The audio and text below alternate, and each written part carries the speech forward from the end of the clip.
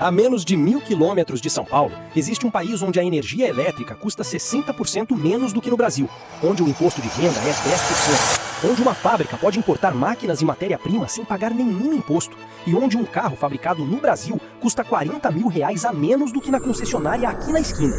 Esse país não é a Suíça, não é Singapura, é o Paraguai. Eu sou Theo Mapamundi, do Correspondente do Mapa, e tô aqui para te contar por que o Paraguai silenciosamente se tornou um dos destinos mais atraentes do mundo para empresas, investidores e brasileiros que estão cansados de pagar impostos. Mais de 200 indústrias brasileiras já abriram filiais ou transferiram linhas de montagem para o Paraguai nos últimos anos. Têxtil, autopeças, plásticos, calçados, e o número cresce todo ano. Mas por quê? A resposta começa com uma lei chamada Maquila. Empresas estrangeiras podem importar maquinários e matéria-prima para o Paraguai com isenção total de impostos. Montam o produto em solo paraguaio e, na hora de exportar, pagam um tributo único de apenas 1% sobre o valor agregado. 1%. Para uma empresa brasileira que paga entre 30% e 45% de carga tributária, dependendo do setor, isso não é uma vantagem competitiva, é outro planeta.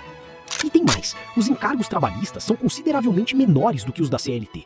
Para empresas fora do regime Maquila, o sistema é ainda mais simples. 10% de IVA, 10% de imposto de renda empresarial, 10% de imposto de renda pessoal. É o chamado sistema tributário triplo 10. Enquanto o Brasil tem uma das legislações tributárias mais complexas do mundo, o Paraguai resolveu em 3 números. E a energia elétrica, graças à fatia paraguaia na usina de Itaipu, é uma das mais baratas da América Latina, até 60% mais barata do que no Brasil. Agora, sobre os carros. Um Fiat Argo custa em média R$ 96.980 no Brasil. No Paraguai, o mesmo carro sai por R$60 mil, uma diferença de quase R$37 mil. O Toyota Corolla custa R$ 191.890 aqui. No Paraguai, R$ 147.880. R$44 mil a menos, pelo mesmo carro, fabricado muitas vezes no próprio Brasil. A explicação é simples e revoltante ao mesmo tempo. Quando uma montadora brasileira exporta um veículo para o Paraguai, ele sai do Brasil isento de IPI, ICMS, PIS e COFINS. Chega no Paraguai e paga apenas um IVA de 10%. O mesmo carro que no Brasil carrega 30% a 45% de impostos embutidos no preço final, chega no país vizinho quase limpo de tributação. Mas existe um porém importante para quem está pensando em ir comprar o carro lá. Um brasileiro residente no Brasil não pode simplesmente trazer o carro e emplacar aqui.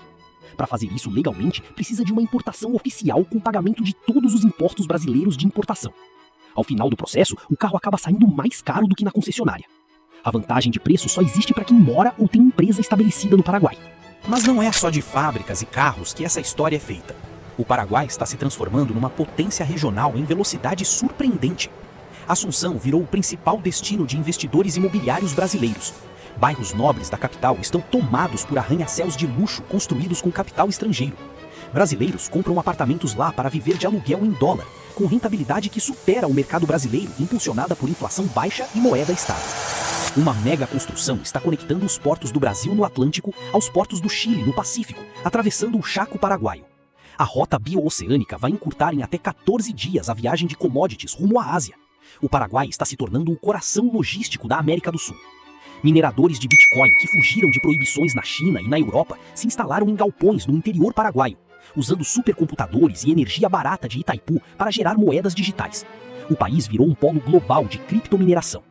E os chamados brasiguaios, filhos e netos de agricultores brasileiros que migraram nas décadas de 1970 e 1980, hoje controlam grande parte da produção de soja e milho do país. Transformaram o Paraguai no 4º maior exportador de soja do mundo. E isso levanta uma pergunta que o Brasil precisa responder com urgência. Por que um país menor, sem o tamanho, sem a infraestrutura e sem a história industrial do Brasil, consegue atrair empresas brasileiras, capital brasileiro, trabalhadores brasileiros e investidores brasileiros simplesmente por ter um sistema tributário mais simples e uma carga de impostos menor? Porque talvez o maior problema do Brasil não seja falta de recursos, falta de talento ou falta de oportunidade. Seja que o país está exportando suas próprias oportunidades para o vizinho do lado.